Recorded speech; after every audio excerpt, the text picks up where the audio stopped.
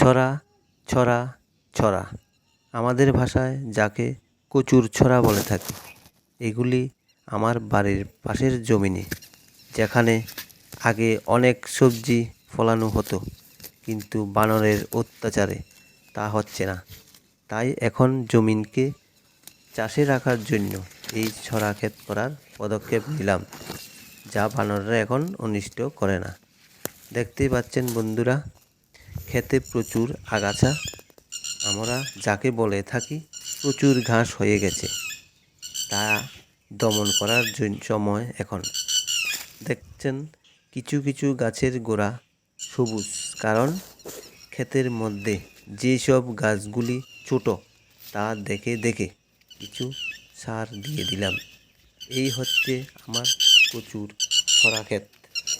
আমার ছড়া ক্ষেতগুলির মধ্যে একটা ক্ষেত যা 3 ঘন্টা, ওই জমিনটা একটু কমজোরি। এই ক্ষেতটা দেখুন বন্ধু, প্রত্যেকটা বেশিরভাগ গাছই একটু ছোট, সে গ্রোথ নেই। নানান সার দেওয়ার পরও গাছের গ্রোথ তেমন হচ্ছে না। এই জমিনটা দেখুন। আমার পাশের জমিনে পটাশ, ডিএপি ও ইউরিয়া দিয়ে মাটিও দিয়ে ফেলছে দেখুন, যদিও তারা আমার আগে লাগিয়েছে তাই।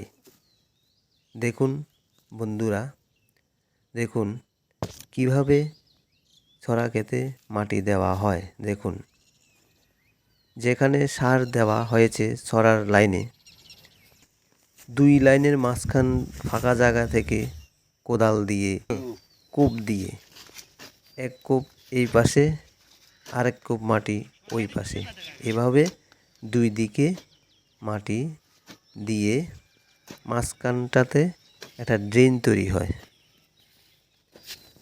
এইভাবে ছড়ার লোল তুলে ছড়া ক্ষেতে মাটি দেওয়া হয়ে থাকে। আর অন্যদিকে দেখুন, আমার এক কাকু, তাদের ক্ষেতে অনেক ঘাস হয়ে গেছে। এই ঘাসগুলি পরিষ্কার করে দিচ্ছে, পরিষ্কার করে কোদাল দিয়ে পরিষ্কার করে তারপরে এটাকে আবার হাত দিয়ে বেছে দিতে হবে। অ্যাকচুয়ালি ছড়া হলো টিলা জমির ফসল। আগে ফলানোর জন্য ভিটা জমিতে আধুনিক পদ্ধতিতে জল সেচ দিয়ে বেশি দামে বিক্রির জন্য এই সিজনে ছড়া ক্ষেত করা হয়, কিন্তু পরিশ্রম বেশি হয় ভিটা জমিতে। দেখুন, 2 থেকে 3 বার আগাছা দমন করতে হয়।